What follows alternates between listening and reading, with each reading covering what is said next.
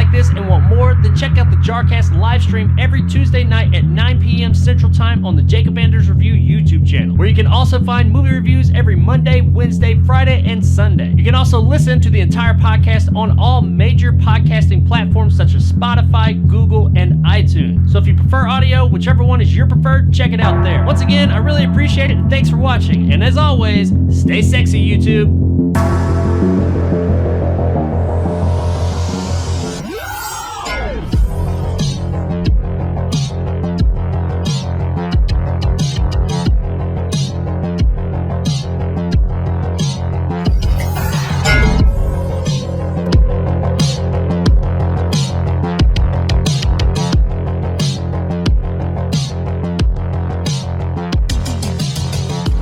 Hello everybody, how are you doing this fine Tuesday evening? It is March 2nd, 2021, and I am coming at you with another episode 7 of the JARcast movie podcast. Tonight, we're going to be talking about some Halo. Some Wesley Snipes is in the movie news again. A movie from a long time ago that's thought to be lost, we finally found. And another movie that's getting rebooted. Seems like a reoccurring theme every week. Something's always being rebooted, but this one, a lot of people aren't too thrilled about, and much more. Plus, we got a couple of trailers to look at. So, to start off this week, I wanted to talk about a story that I'm pretty excited about. It kind of came out of nowhere. This project has been being worked on for some time, and we are finally getting at least closer to it. It's still a ways off, I think, but there's more information about it. We're getting closer to this story, and that would be something that is near and dear to me that I really have always been a fan of, and that would be Halo, which is getting a TV show. They've been trying to make a Halo movie, TV show, something for years, and they finally, kind of told us we were going to get that back in, I think that was like 2014. That Steven Spielberg showed up on stage at E3 or something and said, hey, we're doing this Halo, not a movie because the movie got shot down a few times, but we're doing a Halo show, like a really super expensive one with Showtime. And here it is, 2021. And about a year ago, we got a little bit more information about it, but nothing ever really materialized, or nothing that we ever saw at least. So it kind of fell out of the zeitgeist, and now with Paramount Pictures' new streaming service called Paramount Plus, which is actually just repurposing CBS All Access, if anybody really knows what that is. It's really just CBS All Access that they're going to add more stuff to and rebrand and all that. That's Paramount's new Disney Plus, Netflix kind of streaming service they've got coming out here real soon. Technically, since CBS All Access is out, it's already out, but you know what I mean. And apparently Halo will be hitting that. According to the news, streaming service Paramount Plus just landed itself a high-profile title. The Halo TV series, based on the popular video game franchise, was originally destined for Showtime, but will now drop on Paramount Plus instead. You'll be able to find it there in the first quarter of 2022. I'll take it. You know what? They're not setting an exact date, but they're giving us at least a pretty narrow time frame. I'm cool with that. Before, it was just, you'll get this thing when we make it, when it's done. So that I'm pretty excited about that. This series has such deep lore. I mean, for a video game series that's only been around since 2001, which that's 20 years this year. So it's been a while, but for a series that's compared to some only 20 years old, it has such deep lore, and there's some really interesting stories that could be told within the Halo universe. And I think a lot of people have heard of Halo, are aware of it, but maybe not as aware of how deep that lore runs. But the series is described as an epic 26th century conflict between humanity and an alien threat known as the Covenant. Halo will weave deeply drawn personal stories with action, adventure, and richly imagined vision of the future. I mean, yeah, that sounds like the game.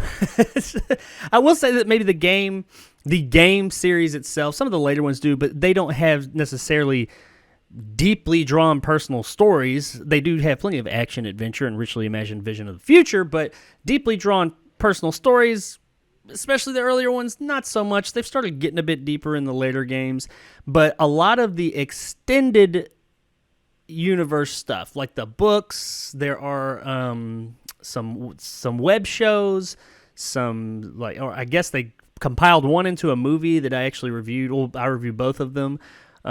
Just all the other side stuff, all the extended universe stuff in this universe is like really deep. I mean, there's stuff. I'm a big fan of Halo, and I don't even know all the stuff that's going on here. There's such a long, deep, like Star Wars level deep lore in this series. People are like really legit. They're really all about Halo.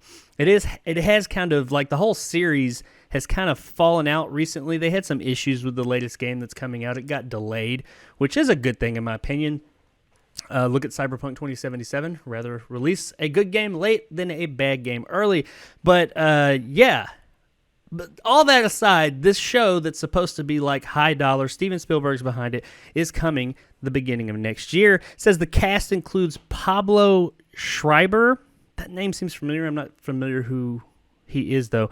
But Pablo Schreiber as Master Chief and Natasha McElhone as two characters, Dr. Kathleen Halsey, or the creator of the Spartan Soldiers, and Cortana, the most advanced AI in human history, who is potentially the key to the survival of the human race. Even if you're not familiar with the Halo-verse, Halo universe, whatever, the name Cortana should probably ring a few bells, because if you have Windows, it's probably down there in the bottom left of your desktop, because that is their search engine. Well, their search engine is Bing, but Cortana is like their assistant, their AI assistant. It was on their phones, and you could still use it on the phone, but it's built into Windows PCs and all that. So yeah, I'm happy. I'm not familiar with these two. Maybe if I saw their pictures, I just got names here. It'd be cool. The only thing I'm kind of worried about is they never really clarified what this Halo TV show was going to be about. And they still haven't really, but we didn't know, are they going to be telling the Master Chief story? The Master Chief, by the way, is the main character of the series. Are they going to tell the Master Chief? Is he going to be a part of this? Is he going to be like a main character or like a side character? And I don't know how I feel about that. Apparently, he's going to be at least a big character because they named him being played by this gentleman named Pablo Schreiber. I don't know how I feel about that because Master Chief, for the most part, is one of the most underdeveloped, in some ways, characters in the series. And you're like, well, your main character is underdeveloped? That's because in the game series, you are the Master Chief. They kind of purposely, he has this aura about him, and he's kind of legendary and all that, but he's one of those characters you don't, and the books have expanded on his backstory, but you don't want to know too much about him. That's part of the mystique. That's part of one of the neat, cool things about him, is you don't know too much, and it just makes him that pretty mysterious, and that makes him more interesting. I just don't want them to explain too much about him. If they go into a little bit of the backstory, I'm cool with that. I would actually prefer this show be more about other characters, and maybe he comes in every now and then. He can be a character in it, and maybe they'll make it with him as the main character, and it'll be great. But a long-form show with just him at the center at all times, I don't know. He's a man of few words. He doesn't talk a lot. He doesn't show emotion. He's not a robot, but he's like, these soldiers are conditioned to be pretty like emotionless and just killing machines, and that's what he is. So how interesting is that character for the most part? I don't know. We'll find out. Steven Spielberg has his hand in it, and I trust him. We got some other talent on board. It says that the cast is also going to include Bokeem Woodbine, which I'm familiar with him, Shabana Azmi, I'm not familiar with that, Bentley Kalu, Natasha Kolsak, Kate Kennedy, Danny Sapani, Olive Gray, and Charlie Murphy. That one caught me off guard. Is that the same? I thought, didn't Charlie Murphy pass away? Am I wrong? I'm pretty sure Charlie Murphy passed away. He passed away. Maybe this is another Charlie Murphy. I don't know. But I'm pretty sure if it's the Charlie Murphy that we all know of when we think Charlie Murphy, I'm Charlie Murphy.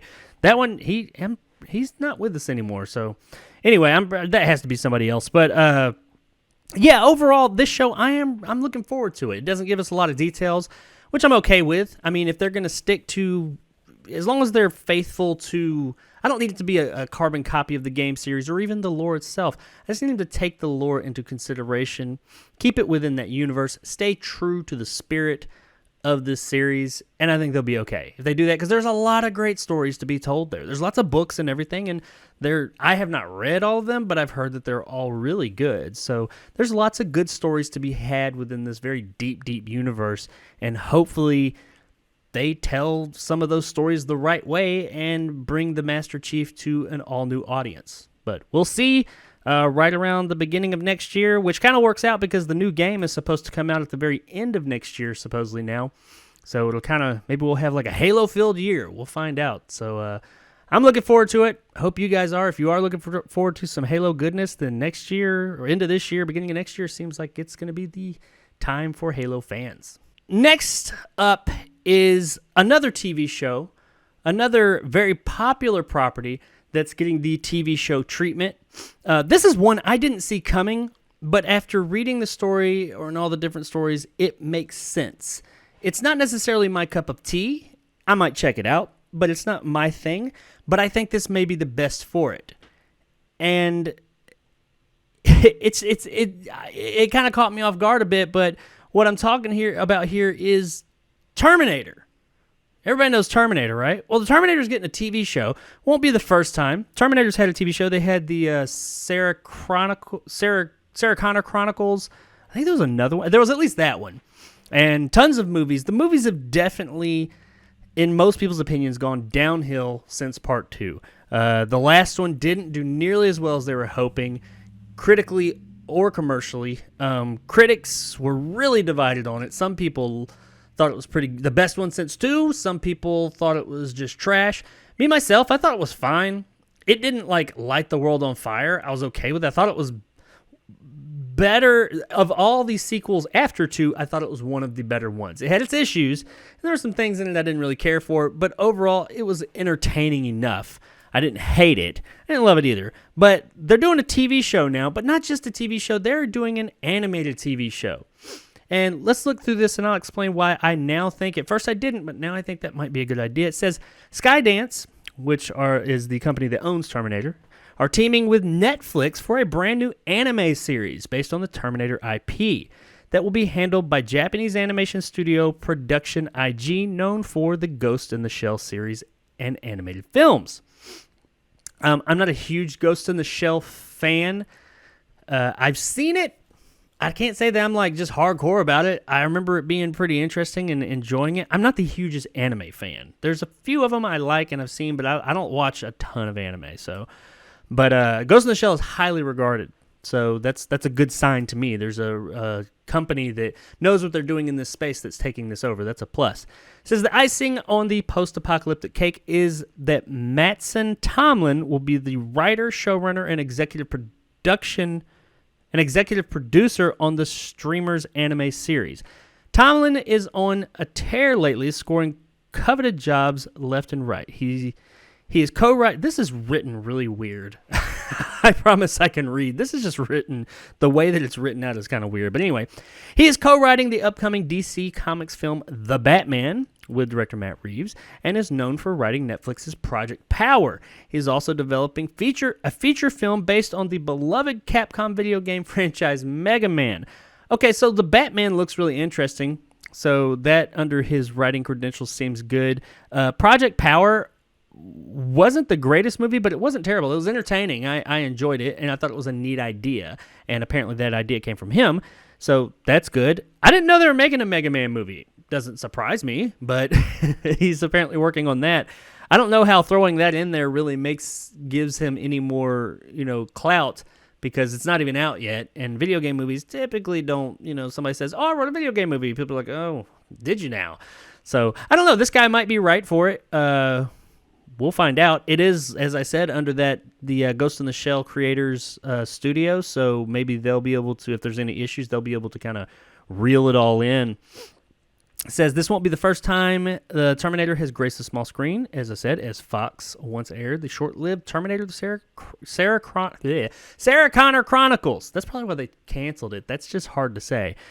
Which starred Game of Thrones and Dread actress Lena Headey.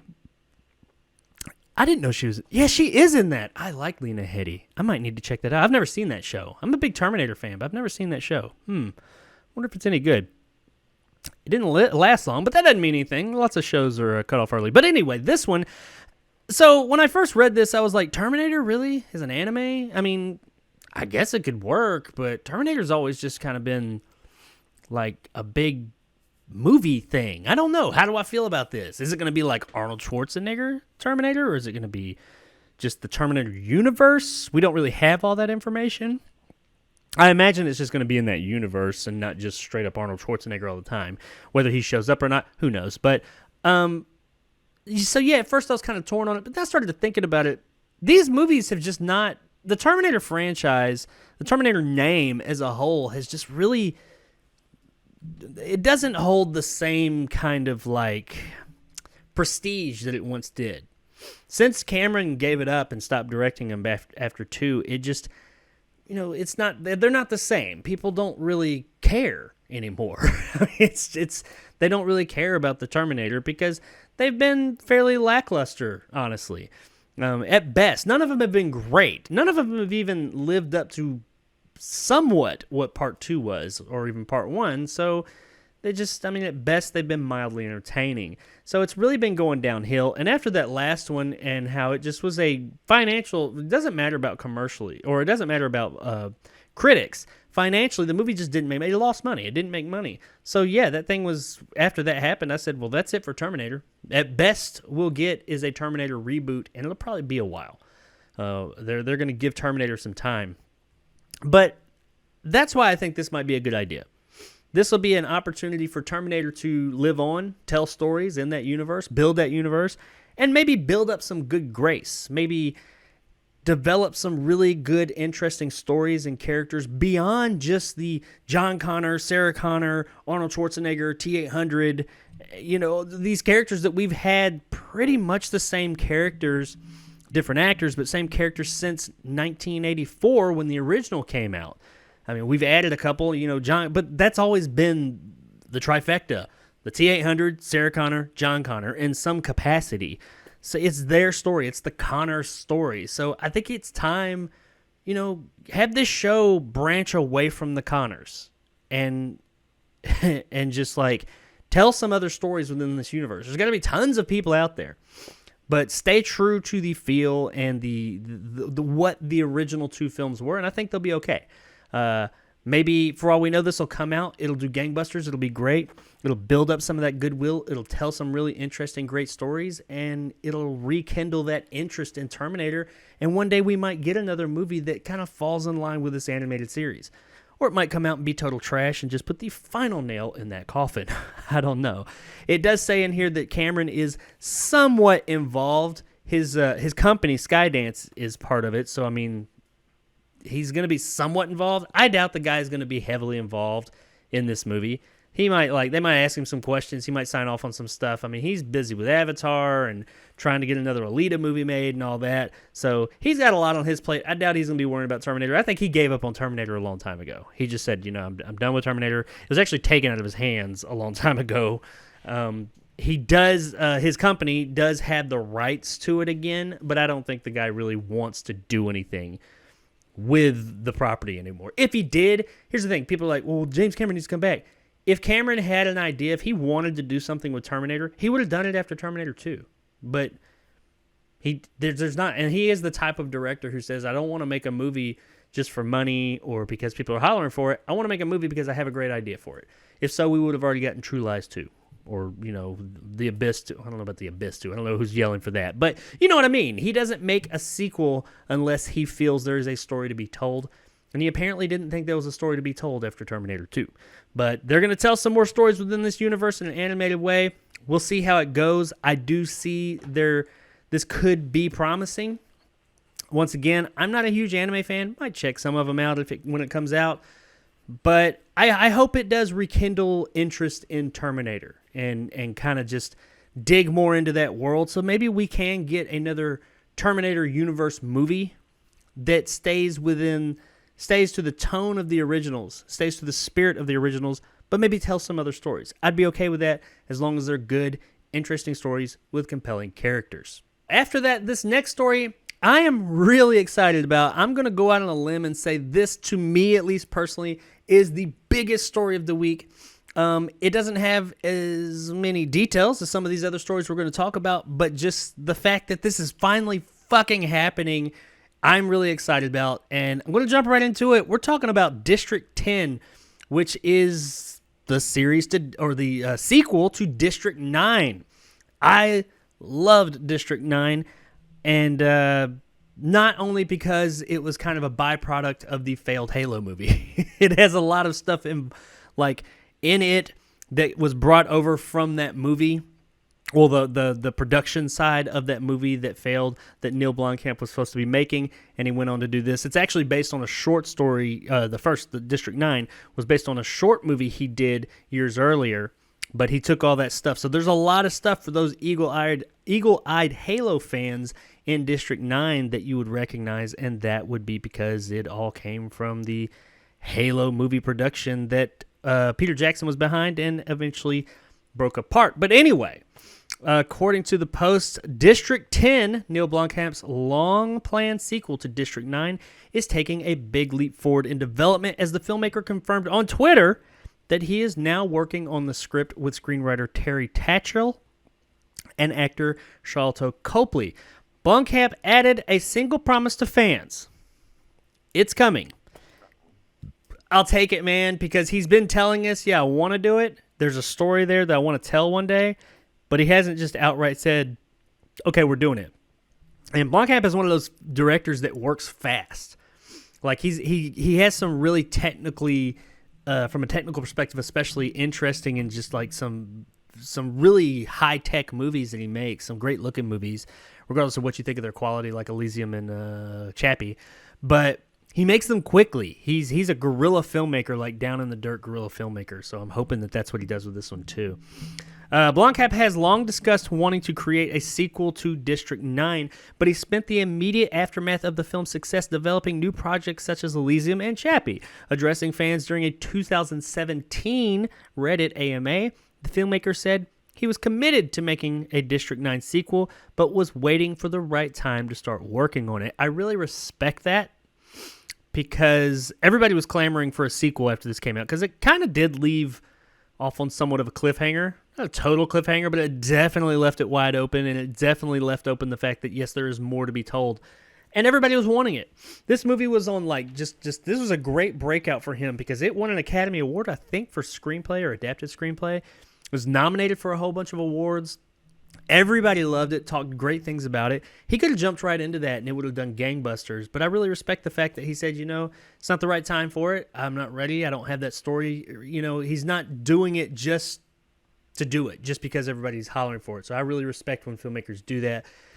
They don't follow the money. I mean, money's important. It's a business, I understand. But as far as making films, I think it is a creative process. You got to have some passion about it. And he waited until things were right. In Blomkamp's word, he said, okay, so with District 10, the basic answer is yes, he replied to fans.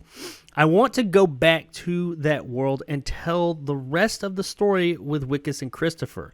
Those are the two characters, the alien and Copley's character in the first movie. The issue right now is that I have many other projects and ideas that I also want to work on and complete.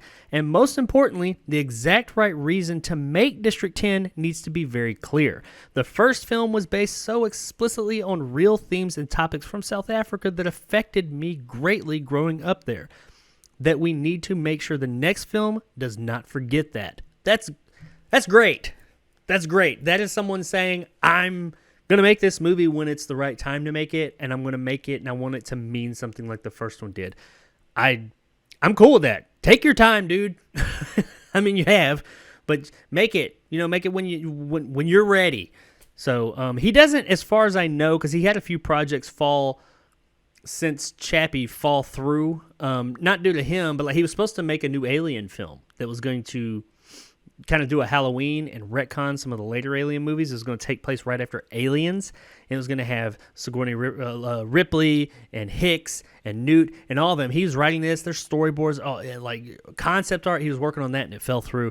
That really sucks, because I was really liking his vision of that.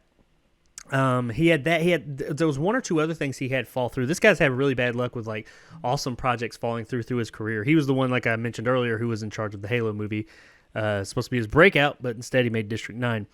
But yeah, man, we don't have like it doesn't tell us anything about it. We assume, and the end of the first one, I think it was Christopher, the alien. That was the alien's name. Him and his child took off in the ship and went, and I think he said it'd take like 3 years to get there or to get there and back. They were going to I think their home planet or going somewhere. I can't remember. They're coming back. So I'm wondering if this one will just pick up a few years after where they come back. What does that mean for Wickus's character, which is Copley's character, who has turned into one of these creatures now? Are we going to get an explanation as to why? I mean, I know he got that stuff on him in the beginning of the movie. What made him like turn into this other species? How's that work? I don't know. I'm interested. I've always liked Neil Blomkamp's movies, even Elysium and Chappie. I saw the issues with both of them. I thought Chappie was honestly a better movie than Elysium. Elysium was a cool idea. It had some really cool action, but it was a little bit light in the story department. It was pretty basic. Chappie, I thought, had a lot more going on with it, and it's the one that most people dislike the most. I think a lot of that had to do with them picking Die Antwoord to be the main characters in the movie and pretty much just playing themselves. I don't mind them, so it didn't bother me. I thought that was a fun movie. I enjoyed it. I liked what it was talking about. And most of his movies do have kind of an undertone of political, like, commentary. Not political, but societal commentary. Not so much political. And so, yeah, I'm interested to see what he's going to do with District 10, how it's going to expand that District 9 story. Hopefully, I have faith that he's not going to screw it up. I mean, you never know, but I have faith he's not. As long as he doesn't go, like, super political like it seems like everybody out there's doing now, I think it'll be all right. Don't do that, and I'll probably be pleased enough to watch this movie and enjoy it. But, yeah, District 10, if you're a fan of District 9, it doesn't give us a time, but he is working on the screenplay. Like I mentioned, he is the type of director who typically works pretty fast. So I wouldn't be surprised if we see this thing in a year and a half, maybe. Maybe shorter amount of time, depending on how fast he's wanting to work on it. Or hell, it might be 10 years. Who knows? But he is actually actively working on it now, and that makes me excited. Leading straight out of that into another thing that a lot of people, I can't say a lot of people, but some people have been waiting on. Something else, another movie some people have been waiting on a long time. And many other people just didn't know existed. But they've been waiting on this one a long time, and most people thought it was just never going to happen. Some people thought it wasn't completed. But this is a film that apparently was completed in 1974, I believe it is. I'm sorry, 1973 is when this film was completed, and we are finally getting it released. And it's not just any movie, but it is the long-lost movie from horror maestro George A. Romero, who did pass away a few years ago, unfortunately, but his film was found and remastered, and they are releasing it, and it is named The Amusement Park.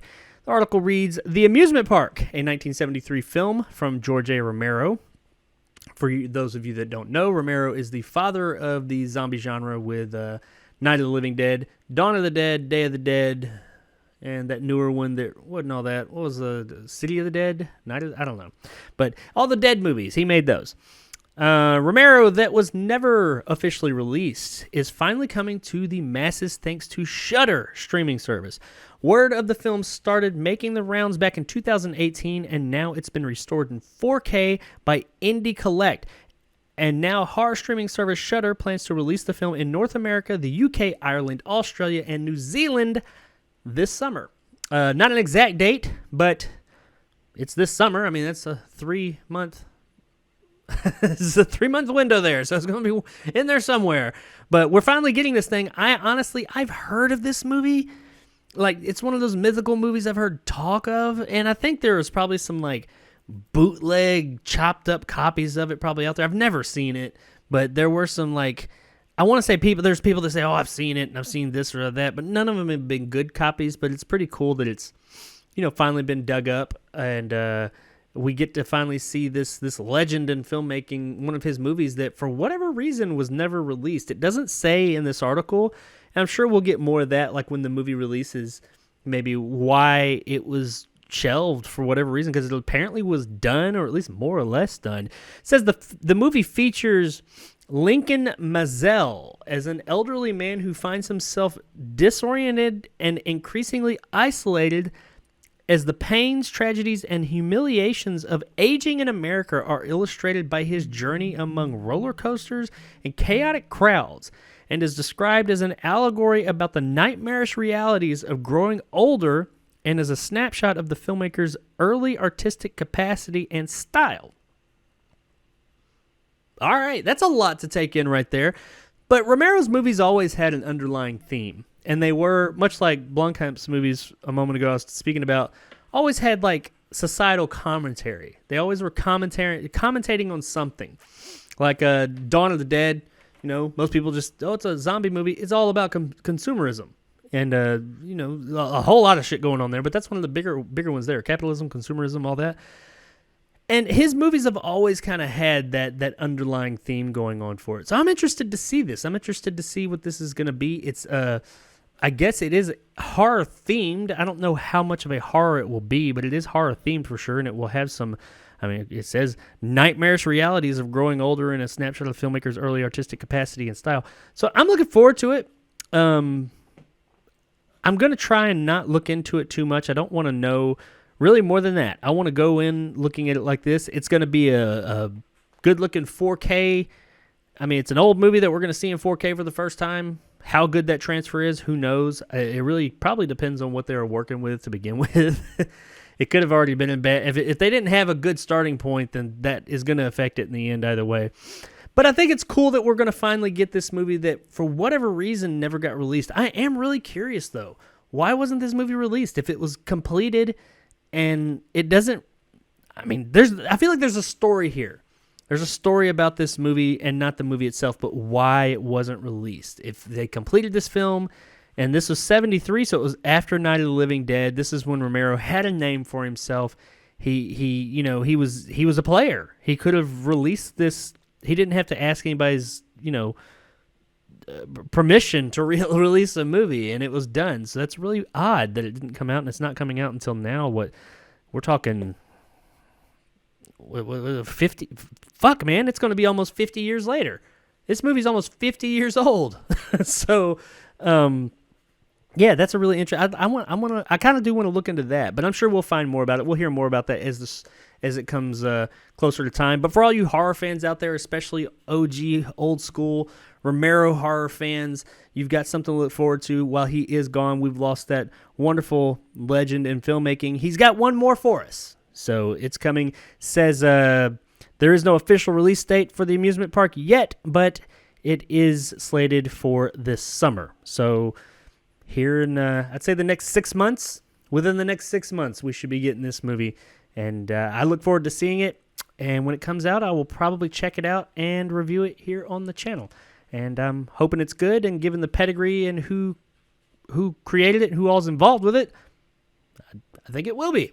But really, I still want to know that story, though. I'm going to look into that. Speaking of amusement parks, another amusement park, or at least not the amusement park, but something that amusement park is based on, has got a bit of controversy going on. It wouldn't be a week in the entertainment news if we didn't talk about some controversy, because it seems like there's always some fucking controversy to something. Somebody's mad at somebody for doing something to somebody else, or just nobody in general. Whatever, man.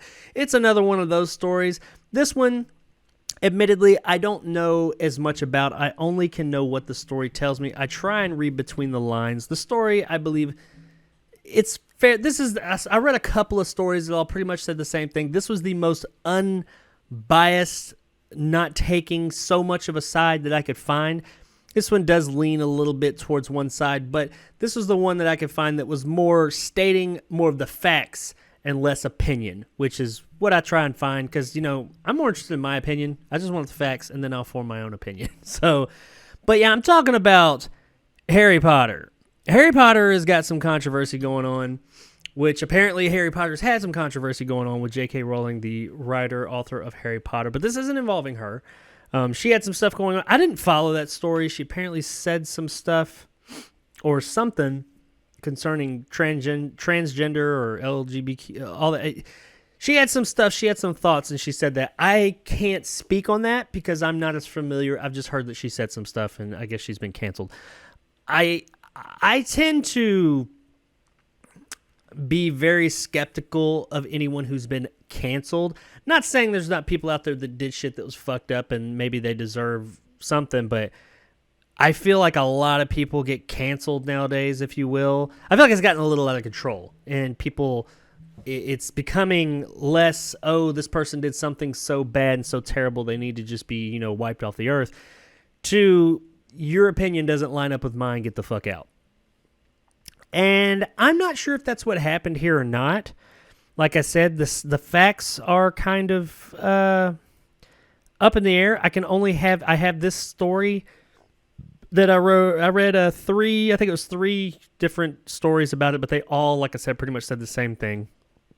And this isn't actually just about Harry Potter. It's about a new game that is being developed. I'd heard of the game. I was kind of like, that sounds like a cool idea.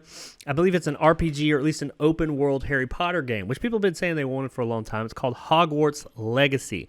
I don't know if it specifically is going to involve Harry Potter or not. I don't know enough about the game. I just remember seeing it being announced like a few months back or something, and a studio, Avalanche Studios, is working on it. Talented studio. They've made some good stuff in the past.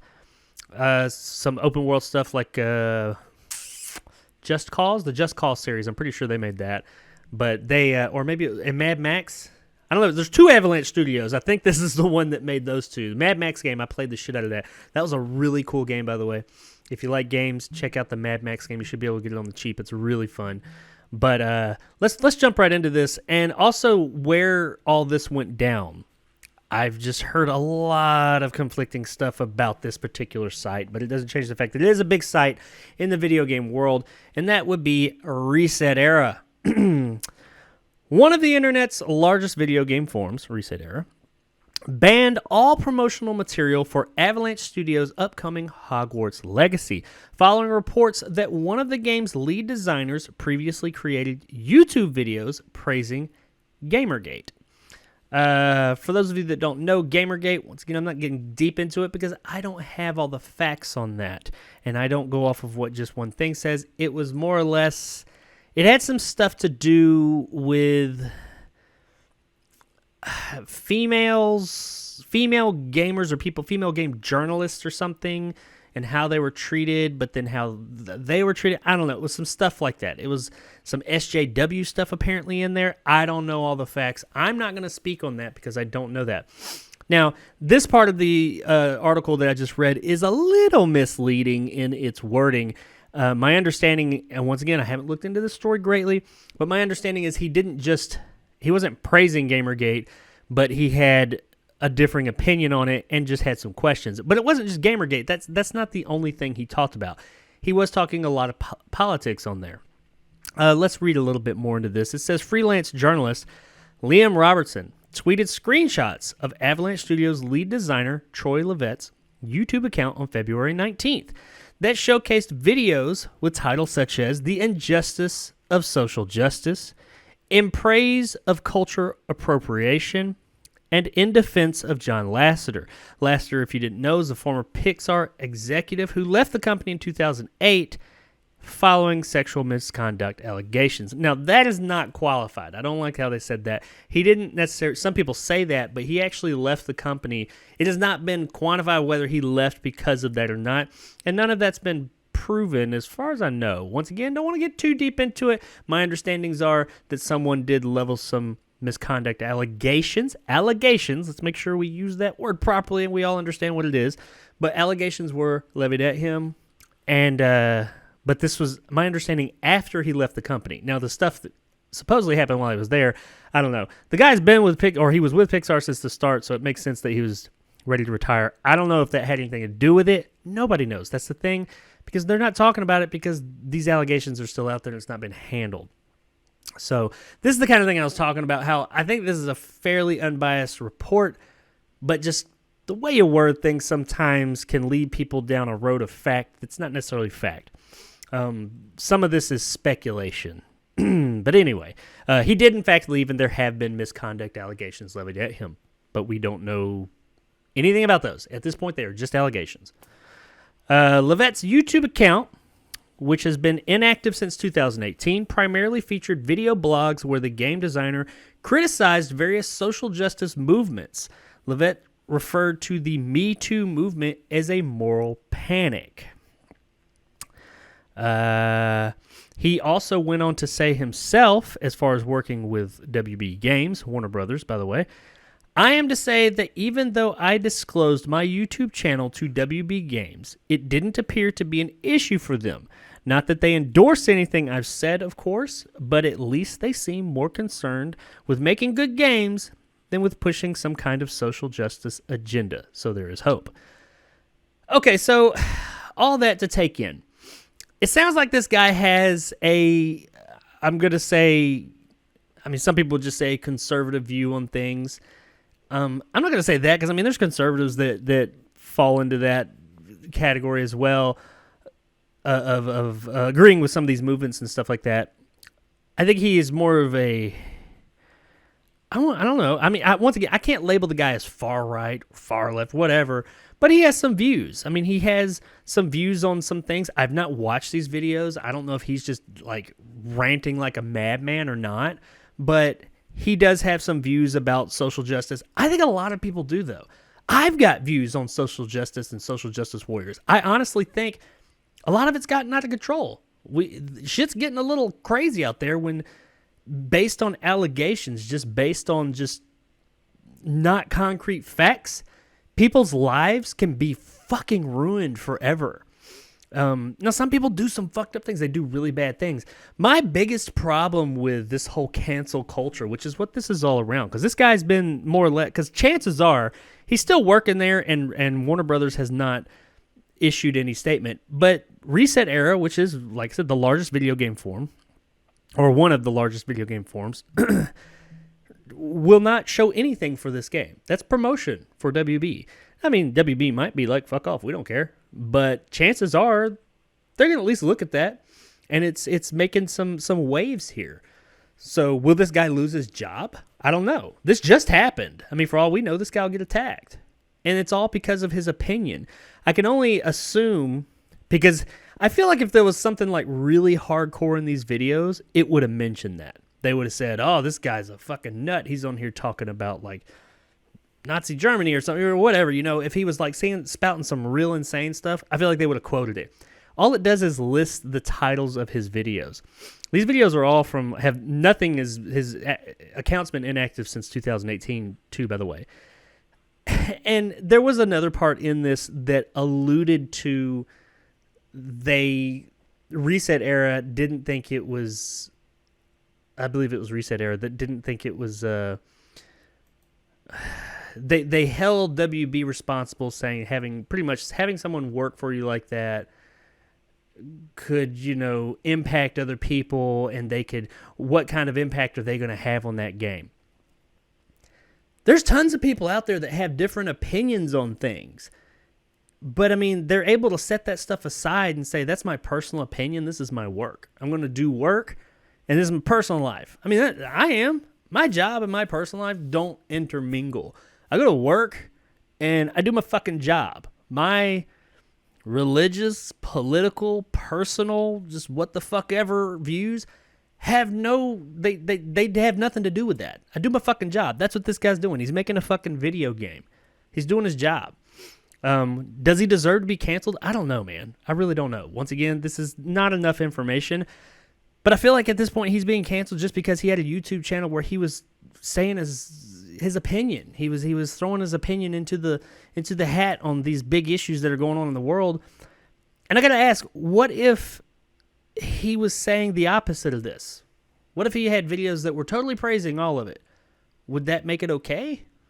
Is the fact that he has... Is that what they're trying to say? Because it sounds like Reset Era and all these other people that are talking about it. Is it the fact of what his opinions are? His personal opinions, by the way. And I'm not saying I agree or disagree with them That's somebody else's personal opinion. My personal beliefs and things are mine. His are his, yours are yours. Everyone is their own. Everybody needs to stop fucking worrying about everybody else's personal opinions, by the way.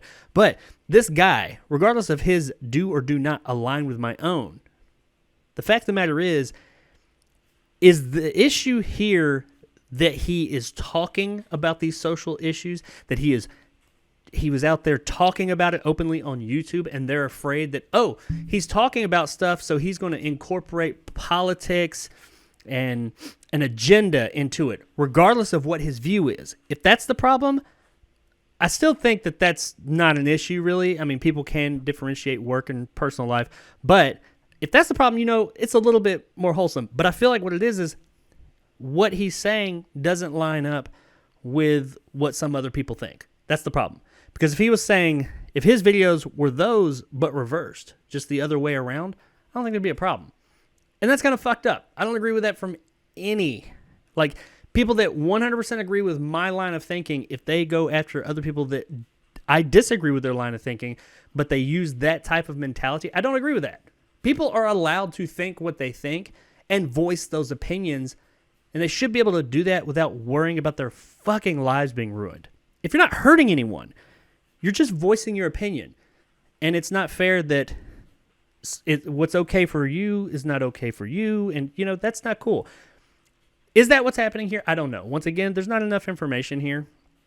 But I get a feeling that at least some of that's coming in. Because they don't... I feel like if there was something worse in there besides the title and the implication of some of these videos this guy released, I feel like we would have heard about it. I feel like it'd be plastered all over here. That, oh, he said this, he said that, he said this. I don't know. We'll see. If this gets bigger, I might check out some of these videos and see if, hey, is there anything to this? But I don't know if this will get bigger. Hopefully WB just says, you know what? This is an employee. He's doing his fucking job. But hopefully they look at this guy's work, and if he's doing a good job, I have no idea. He might be doing a shit job for all I know, but if he's doing a good job, they say, you know what, this guy's doing a good job. This is some personal shit. Shut the fuck up. WB has been a company so far that they haven't been one of the biggest proponents of that type of lifestyle so far, of like feeding into all that stuff. So who knows? But granted, they haven't really been at the center of a lot of that stuff either. But they haven't put themselves at the center of it either. I mean, there's been a few things that have popped up with DC and all that, but for the most part, they've distanced themselves more than some companies like, say, Disney or something like that. But yeah, man, this isn't about this guy's personal beliefs, like mine aligning or not aligning with him, or me disagreeing with the way he says or agreeing with it. It's the fact that I don't feel like he is getting, from what I've seen here, I fear that he may not be getting a fair shake like everyone else. And I think everybody deserves a fair shake. And I think that cancel culture and things like that, they are getting a little out of control. Not a little. They're getting really out of control. And something, I'm not going to be like, something's got to be done. No, I don't think something's got to be done. I think something's going to happen, because that shit's going to come full circle to people. You have that much power to ruin a person's fucking life at the drop of a hat like that. That shit's going to come back, man. All that shit's going to backfire eventually. And I don't want to be there when it happens. So I keep my fucking nose out of it. But yeah, that's this guy. Once again, not the biggest story in the world, but who knows? Next week, this might be a huge fucking story. This might just be the beginnings of it. Or it might be nothing. I hope, honestly, it's nothing. If this guy hasn't really said anything just outlandishly insane, leave him alone, man. Let him go do his fucking job. He's not posting the videos anymore. They're still up, but it's his opinion. He's allowed to have that. That's the beauty of this country. You're allowed to have your opinion, and it does not have to align with mine or his or hers or theirs or anybody's. You have your own fucking opinion that could be different than everybody else's. As long as you're not hurting anybody, you're good, man. But yeah, Harry Potter game coming out. I think it's supposed to come out later this year. It doesn't really talk about the game much. It just talks about how they are not going to promote it there at Reset Era. And we'll see if anybody else follows suit and what happens with this thing. But if you're looking forward to the Hogwarts Legacy Harry Potter game, which I think Harry Potter fans mostly were, it looked like a pretty cool thing.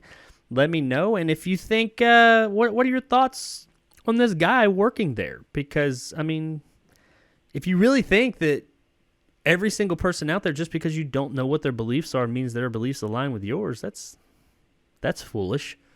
There's tons of people we come in contact with every day that have differing beliefs. I dare to say that every person you come in contact with out there in the world has at least a differing belief than you, or me, or them. I've yet to meet someone who shares every single belief that I do. If I do, that person's probably a fucking psychopath. But anyway, moving on. Hogwarts Legacy. We'll see how it turns out, and we'll see what goes on with this guy. Whatever his name was. I lost it.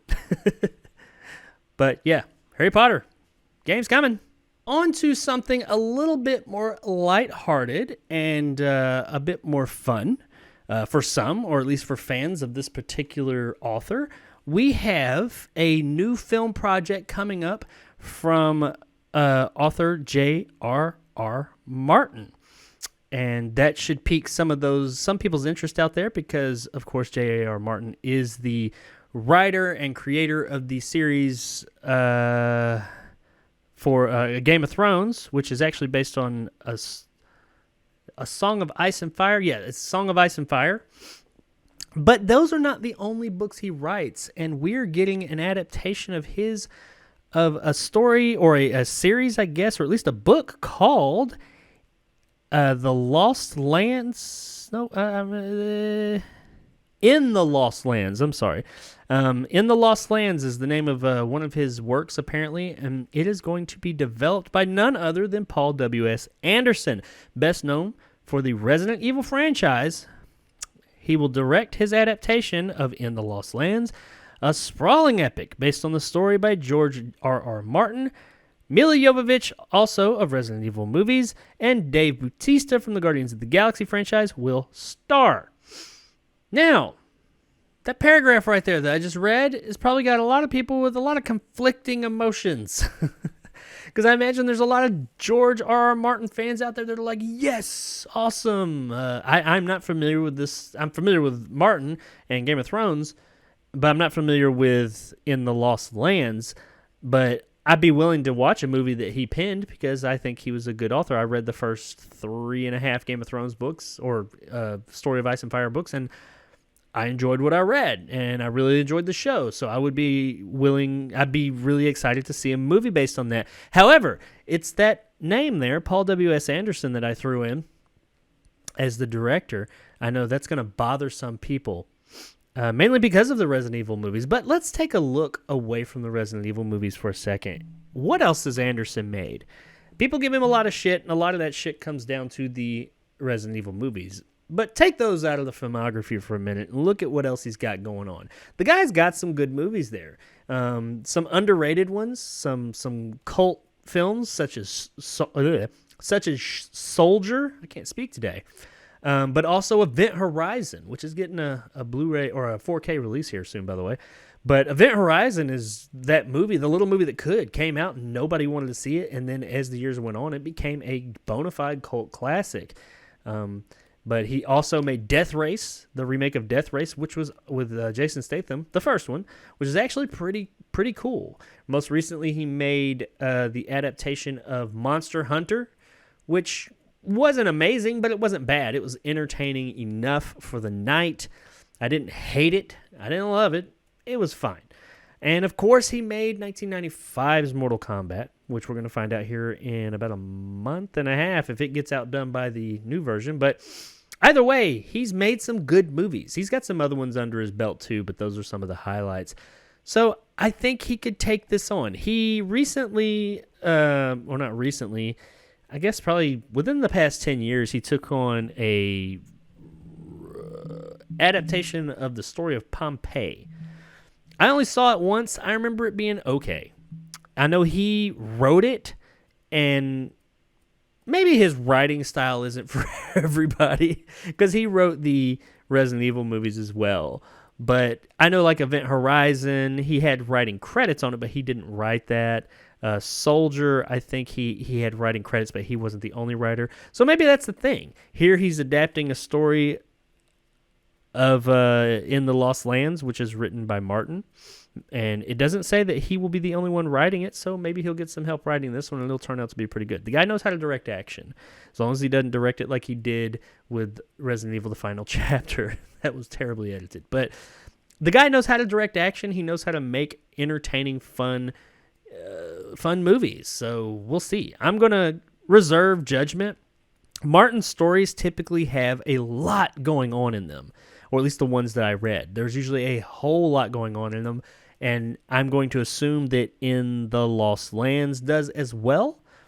We'll find out when it comes out. I'm just hoping that Anderson, this will probably be, story-wise, I'd say probably one of the more complex stories that he's tackled thus far, so we'll see how he does with that. It does say that in the movie, a queen desperate to fulfill her love makes a daring play. She hires a sorceress, Grey Alice, that name, which will be played by Jovovich, a woman as feared as she is powerful, sent to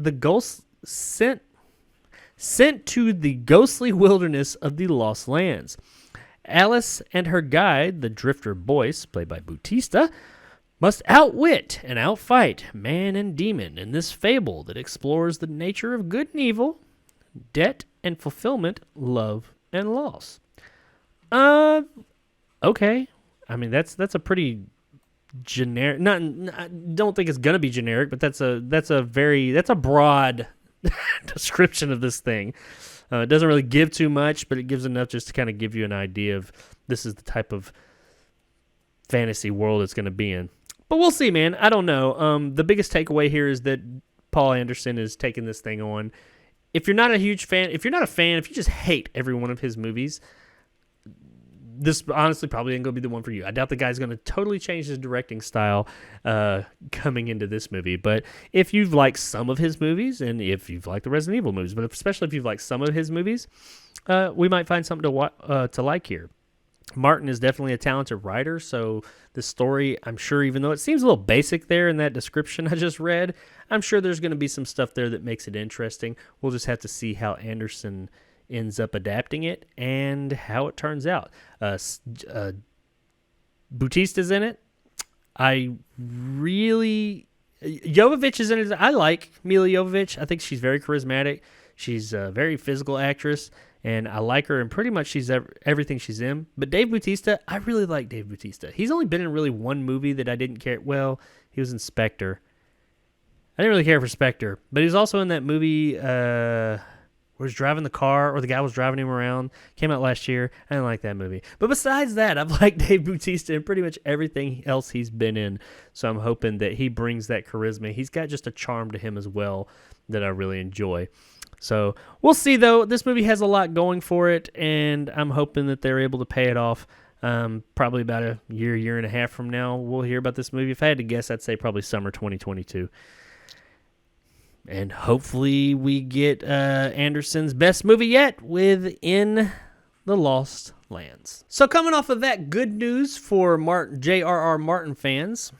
Not J.R.R. Martin. That would be J.R.R. Tolkien. George R.R. Martin fans. Coming off of that good news, we got what I consider some of the, and not for the reason some of you may be thinking, some of the worst news I got all week, at least. I was really kind of like, oh, man. And anybody who's followed my channel for any amount of time or watched my videos concerning this particular person knows why.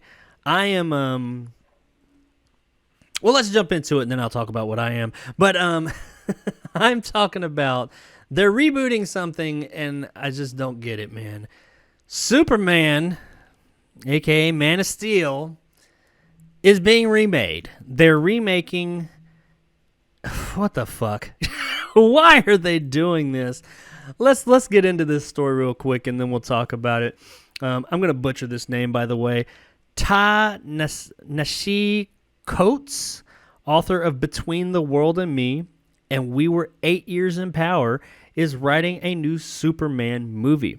While the project is still early in the development phase, J.J. Abrams will produce under his Bad Robot shingle, with Hannah Mingolia serving as producer. Warner's is keeping plot details under wraps, and no director or lead actor is yet attached.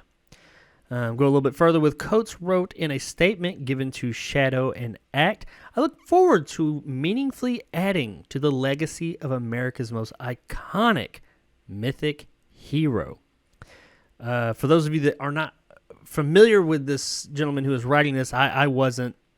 Coates is a renowned essayist, journalist, and writer of fiction and nonfiction. Between the World and Me won the National Book Award in 2015 and won a MacArthur Genesis grant the same year.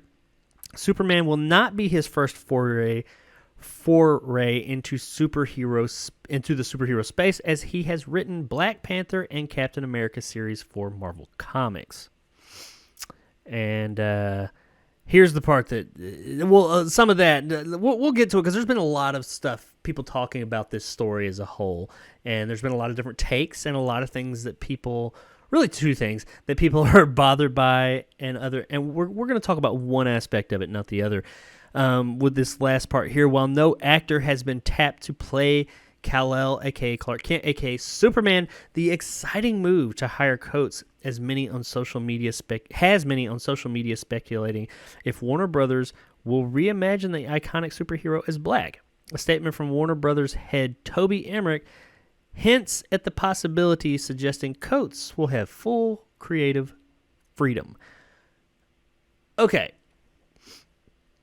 Now this story, it actually broke earlier, I think later last week, and this show doesn't come out until Tuesday, so I didn't cover it until now. A lot of people have been talking about it, and one of the main aspects they've been talking about is this gentleman who's writing it, Coates, Ta-Nehisi Coates, and hopefully, if I'm butchering that, by the way, sorry, I'm terrible with names. Coming on and having full creative control, and apparently some of his previous works and its content, and where they think they're going with it, whether Superman should be, needs to be, could be, would be a black Superman now, whether... I would say, here's what I say on that, and because that's not what we're talking about here today. We're not talking about that aspect of it. That's a discussion I just don't want to get into, but there is something I do want to get into with this story. As far as like Superman being black or not, I honestly don't care.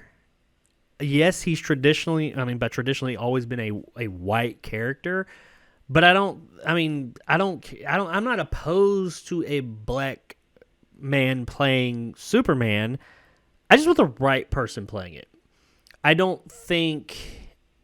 wouldn't want a studio going out and saying we're only going to talk to any race for the character. I want them to just open it up and say, okay, if they're screening for Superman and Clark Kent and all that, for this character, for any character, I think that they should just talk to people, talk to the best actors, the ones they think, if they have some in mind.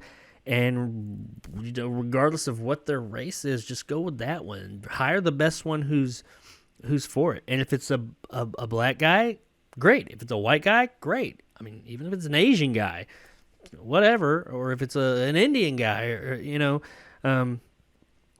however, whoever's the best for the role. That's what I'm saying. Whoever's best for it. However, now we're going to get into my problem. My big problem with it. My problem, all that stuff aside. My problem with this is not who's writing it, what they're going to do with the character, if he's going to be black or if he's going to be white, or if all the... My problem is, why the fuck are you rebooting Superman? Superman does not need to be rebooted. You want to write a new Superman story? Go for it. You had the perfect fucking Superman in this amazing specimen right here. I've mentioned many times on my channel, I am a married individual to a beautiful wife, and I am a heterosexual man. However, if I was to ever go gay, this would be the one. This is my man crush, and he is Superman and will always be my Superman. What the fuck are they thinking? Henry Cavill is like the most perfect he's the only Superman to take the perfect Superman title from Christopher Reeves. And we never thought anybody would, but he is perfect. He is Superman. And he wants to continue to be Superman. He's been saying, I'm ready to put the cape back on. I want to jump back into it. Let's make another Man of Steel 2, or further the story somewhere else. why are you doing this? Even if you don't give it to Zack Snyder or whatever, if you take it a bit of a different direction, fine. But why? You have an established Superman that universally pretty much everybody likes. Not everybody loves all the movies he's been in, but I think one of the general consensus has been Henry Cavill is a great fucking Superman. Why take that away? Your fans are happy with what they got. They just want you to give them good stories. Add to that, Zack Snyder's Justice League, which Superman is a big part of, comes out in 2 weeks, give or take, less than a month. That is potentially going to stoke that Superman fire. It is potentially going to stoke that DC fire. And the Henry Cavill Superman, the Man of Steel, it's going to bring that back into the forefront of everyone's mind again, possibly, if it's good. If it's good, people might start yelling for, I want another Superman. I want that Superman. And when people say, I want another Superman after seeing that movie, they're not going to say, I want another Superman like a different Superman. I want that Superman because I really like what I saw here. Hopefully, Snyder Cut's great and just that redeeming movie that we're all hoping it will be. And that's what happens. I don't get this. I just don't get why I don't care that this guy's writing it. I don't know his work. I can't say. I don't want any of the movies I watch, especially superhero movies and all that, to get all political. And I know people have talked about the political and social stuff and all that. They're afraid that that's going to get mixed into it. No, I don't want that. I'm not saying this guy will do that. I am not familiar with his work. I do not know. Let him write it. Have him write it. Maybe he's a great, wonderful writer. Fine. But why get rid of Henry Cavill? Why? I just hope something here changes. Thankfully, no one has been cast yet. And when I say why get rid of Henry Cavill, that's not me like secretly being like, I don't want it to be a black guy, so I want it to stay Henry Cavill. Please don't make Superman a black guy. Please nobody take that out of context, by the way, and like post that somewhere. No, I don't care what color Superman is. What I care about is that we have a great fucking Superman. Yes, he happens to be white, but he is fucking Superman, man. You know what I mean? I don't know of anybody who says, man, Henry Cavill sucks as Superman. Everybody, I mean, the movies might. A lot of people say Justice League sucks, but everybody likes Henry Cavill. What the fuck? Why are we getting rid of this guy? And the crazy thing is he wants to do it. So I just don't get it. I do think that it might be kind of a play with them trying to kind of wipe that slate clean with the whole Zack Snyder DC universe of things. Which makes me wonder, what about Aquaman? He's still part of that. We got Aquaman 2 coming. After that, is Aquaman just done? The Flash movie supposedly is still being worked on or being made. I don't know. They just cast a new Supergirl for that movie. So apparently that's being made. Is Ezra Miller part of it? I really don't know. I'll believe that one when I see it.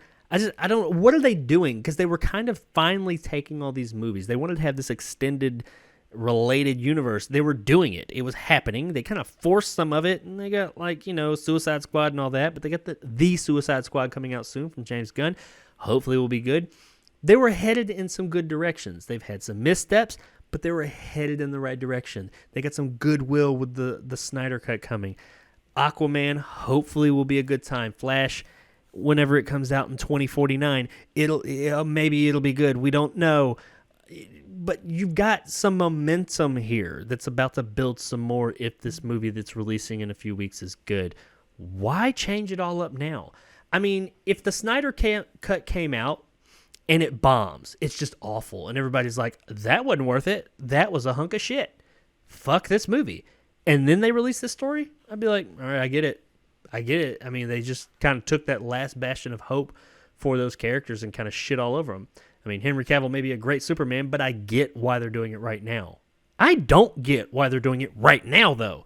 Why wait? See what the Snyder Cut does. See if it turns out great. See if it sparks more of an interest in these characters in this universe, this particular universe of DC that people want.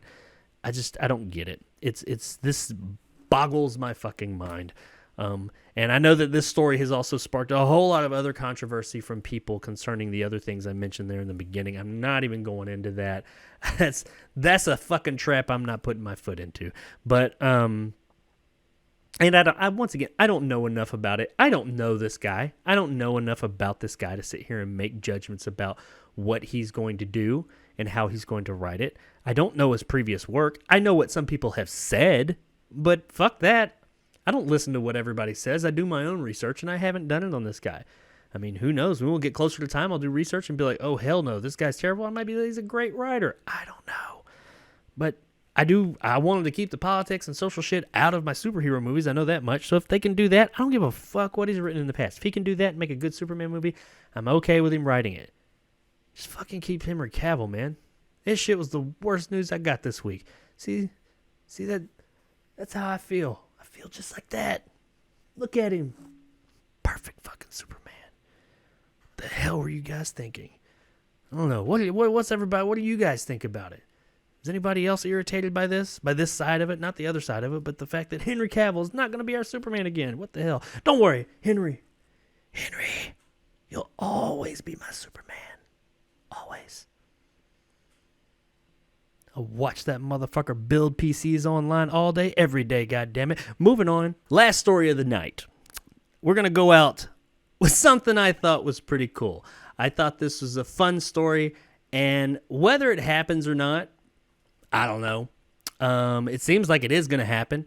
Whether it is all that it's been built up to be, we'll see. But I like the gusto that they're going into this thing with. I love it. I love the badassery, the balls that they had to just throw this out there, and that's what really made me want to comment on it. And we're gonna talk about something that's come up here recently. We're gonna talk about Blade. But not just Blade, we're going to talk about something that's been labeled the Blade Killer.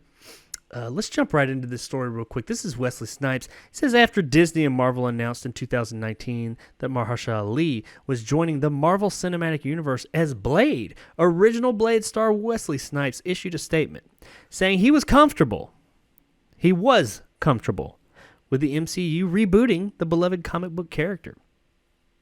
Now, while Snipes is comfortable with the MCU tackling Blade, it doesn't change the fact that he is taking matters into his own hands by developing a new supernatural action film that he's nicknamed The Blade Killer. In his word, meaning it will outdo the Blade films in every way. His statement goes as, I don't have any involvement, but I support the young artists and support Marvel in their business decisions, Snipe told Uproxx. It's a beautiful thing. Mahershala Ali has got a heck of a job on his hands. It's weird. I did a Christopher Walken pause there. But anyway, he's saying, sure, Marvel, go ahead. It's your property. He has no right to it anyway. He can't do anything about it. But he's giving his blessing. He's saying, go ahead, Ali, make a great one. Got a hell of a job on your hands moving forward. He says, Snipes said of making the original Blade trilogy, we were white belts then. Wait until you see now what we do as black belts, alluding to the new action movie that is going to smoke all that Blade stuff. In his words. What is the project? This is in Snipes' words as well. What is the project? It's what we call our Blade Killer. Our Blade on steroids, Snipes said. And we set our characters in a world of shapeshifters and with a little bit of time travel. But the action is going to be, well, we did a white belt action in Blade. Now we're doing black belt action. He doesn't really give a lot. Talking about shapeshifters and time travel and just really talking about how they're badasses and they're going to be some bad motherfuckers this time around. And I like it, man. I like it. Because Wesley Snipes, much like I was talking about Henry Cavill as Superman earlier, I mean, Mahershala Ali may come out and be Blade, and I might be like, yeah, he's my Blade now. But as of the moment, Wesley Snipes is Blade. In my mind, he will always be Blade. And even if Mahershala Ali comes out and his Blade is great, which I have concerns about for sure. We'll see. I have concerns about the MCU overall, but I do have concerns about this Blade movie. We'll see what they do with it. I will reserve any complaints or any judgments of that movie until I actually put my own eyes on it. But what I do know, and I don't have to reserve anything for, is that Blade 1 and 2 are awesome. Blade Trinity, not so much. But Blade 1 and 2 are awesome. And I really like the gusto they got here. That he's saying, sure, go ahead and make Blade. Go ahead and make another Blade. Do what I did, but you ain't going to do it as well. Not only that, I'm going to make something that's even better, and it's going to fuck your movie up. I like that. That's like, I like that kind of gusto and that kind of just like go get 'em attitude. I think that's really good. It doesn't really tell us much. I mean, he's got shapeshifters, and there's a little bit of time travel, and there are going to be some badasses. About it. I imagine it's going to have some similarities to Blade because he is calling it his Blade Killer. Hopefully it's not just another fucking Daywalker vampire killer or something like that. Or maybe a Daywalker shapeshifter killer or something. I hope it's not. I hope it differentiates itself enough from Blade, but we at the same time see, yeah, I see, okay, yeah, it's, supernatural, badassery like fights and stuff like that, but not Blade. I'd be okay with that. We don't get much more on it. Like I said, this was a very early story. From hearing them talk, I don't think they've even started on it or anything. But I wouldn't be surprised if he's going to push for this thing to be released at least around the same time as the MCU Blade movie. And I'll admit, I am interested to see what are they going to do with the MCU's Blade. Is it going to be PG-13? R? I mean, because the two good Blade movies are rated R. Blade's content is R-rated. That's not to say they can't do it PG-13. I mean, the third Blade movie was originally PG-13, and it suffered, by the way. But that wasn't the only reason. And MCU has been fairly gun-shy with rated R movies, and they do kind of have like an image that they're going for. There's been talk about rated R movies with like Deadpool and whatnot. We'll see what they do with Blade. Blade was a little bit further along when all that happened, though, so I'm wondering if Blade is already kind of set in stone as a more PG-13 movie. We'll see, man. I don't know. But I am really interested. And while, like I said, I do have an interest, I'm not like hyped for it, and I am skeptical. I'm going to watch the new Blade movie because I like the character, and I'll take it from there. But I'm really kind of excited to see what the hell Snipes is talking about. I want to see what this badass black belt Blade shapeshifter time traveling badass is all about. I want to see it. I hope this isn't some like cheapo made movie though. I hope there's some money behind it. I hope its quality is up there. And he does talk more about in the article. That's one of the things he talks about, the things that we could do back then, or the things we can do now we just couldn't do back then. And the tools we have at our disposal are so much more. We can do so much more and now than we could then. So I'm excited to see what he's talking about. It makes it sound as if it's not going to have just like some shit budget or something. Because in order for him to stand up to something like Blade, an MCU movie, he's going to have a substantial amount of something going on there. That's not to say a good movie can't be made on a lower budget, but he is trying to compete. He's trying to take an action-heavy supernatural movie and compete with another one, which is really big, big budgeted. So he's going to have to at least pony up some money to do that. We'll see.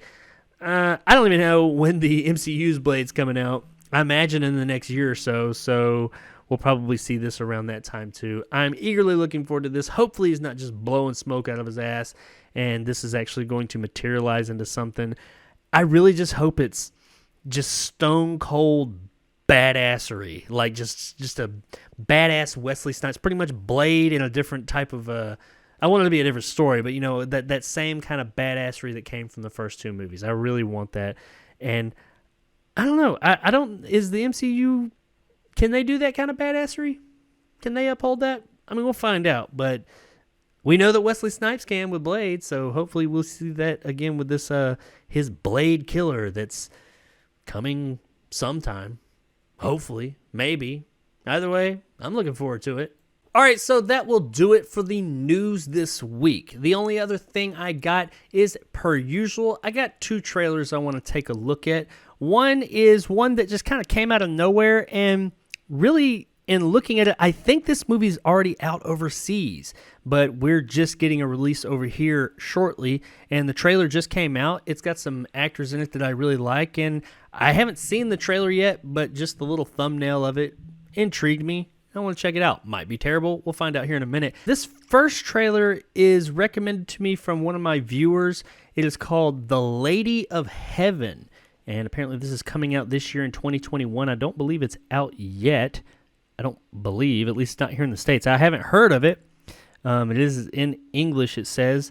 I don't know anything about this movie, but it was recommended to me by one of my viewers, Man of Goodwill. So, Mr. or Mrs., I assume Mr. because it says man, username Man of Goodwill, recommended this movie, asked 2 or 3 times in different comment sections if I would do a trailer reaction to the Lady of Heaven trailer.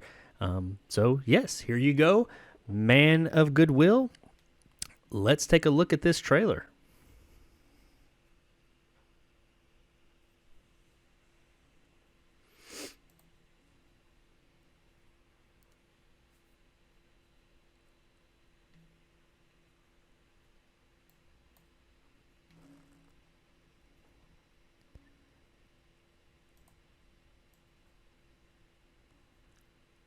So here is the trailer at the request of Man of Goodwill, The Lady of Heaven 2021. The world is in shock as a group of terrorists has taken control of large areas of Syria and Iraq. Okay. The world can be a cruel and dangerous place. So this is in Syria, I guess. This is gonna be a political Remember, thing. even if you're afraid, be strong. Your loving mother, Fatima. Enlightened Did your Kingdom. mother ever tell you the story of the Lady of Heaven? She was very special. What's Daughter gonna be of like- the Prophet Muhammad. Is she like telling a story My that's time is near. Princess Bride And style? afterwards, Probably my more lovely serious. though. Fatima, you will face many trials. With my father no longer here to lead us. Evil is with those who will extinguish the light Like a of religious truth. movie, maybe? You're gonna let a woman tell us what to do. We will burn her out. Damn. God will judge all of you. Oh, is this like the frogs raining and all This world that? has become a breeding ground of violence. Shadow will be cast across many generations to come. So this is going to take place in a bunch of different time periods, apparently. It said some people are so full of faith. They give strength to everyone around them. The greatest thing in this life and the hereafter is the spreading of peace in the world. Lady Fatima's goodness inspired people to stand up. Looks really good. No matter I like the what look of the film. cost. The CGI rocks look a little suspect, but everything else look real good. Her legacy lives on.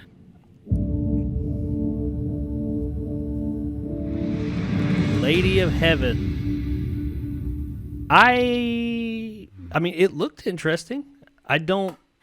I'm assuming, because it said, I don't think it said based on a true story, but it said based on, I can't remember the exact verbiage, but it was the untold story or something. So I'm assuming it's based on at least some story, some type of history. I'm not super familiar with everything it was going on. I'm not super familiar with like biblical stuff to begin with. I'm not as learned as some in that. I like those types of movies though, like Ben-Hur, one of my favorite movies. I saw they mentioned Muhammad, and it had this woman, the Lady in Heaven. I guess she's of some significance. I don't mean any offense to anyone if I should know that, but I mean, it looked good. It had really, once again, I'm not familiar with the story. I would be willing to watch it for sure. I don't know when it's coming out. It doesn't say here. It's weird. The comments are turned off on this video. That's odd, but anyway, it clearly has some religious aspects to it, which is fine as long as it's not, I don't know if it's going to be a movie that's going to be pushing a religious agenda. I have issues with that, but as far as like just being a movie based on religious history, I'm okay with that. I mean, history's history. It looked like it had some pretty cool scenes. I mean, it looks like it's going to take place. I mean, it did say over generations, so I guess it's going to take place over multiple time periods. One of those time periods almost looked like it could be kind of an authoritarian like future. Maybe I was reading into it too much, maybe not, but it definitely is going to take place nowadays, as well as I think it said 1400 years ago. And there's looks like some big battle scenes that looked practical. I didn't see a lot of CG, and I like practical effects. Looks like they had a whole bunch of extras, and it all looked really good. It didn't look cheap. It sounded good, looked good, so I'm interested. I'll definitely keep my eye out, and I'll check this one out. I mean, the trailer didn't give me much. Once again, I'm not as familiar with some of that, the more biblical stuff that's going on in the world, unfortunately. But I do love me some swords and sandals biblical movies, so I'll definitely check this out. Looks good. Looks interesting. I'm interested. That's for sure.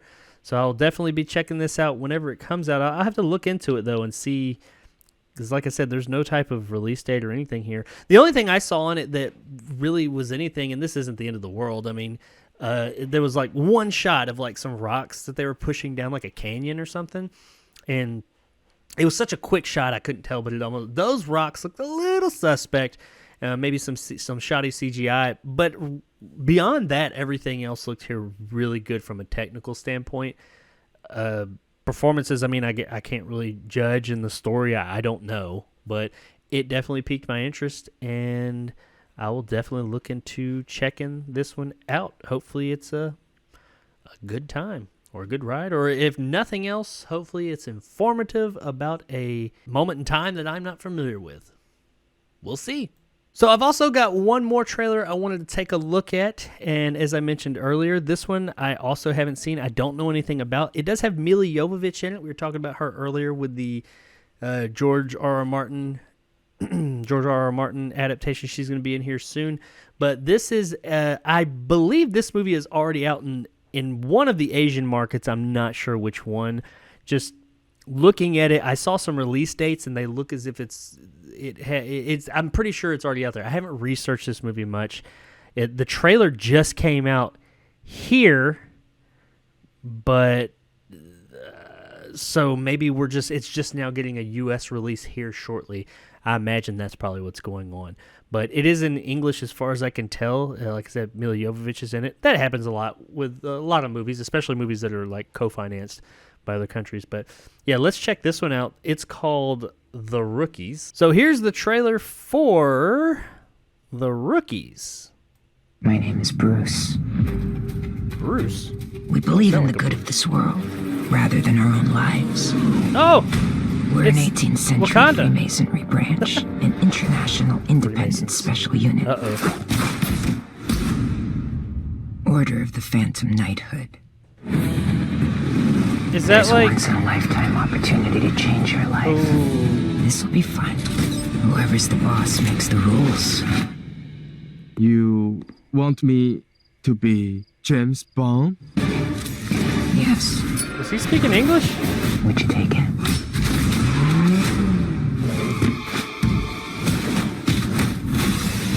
Oh, I'm not sure. I'm so conflicted by all of this.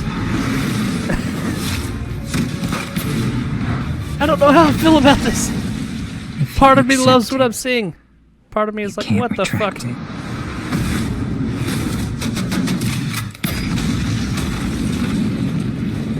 I'm seeing good stuff and bad stuff in the same frames.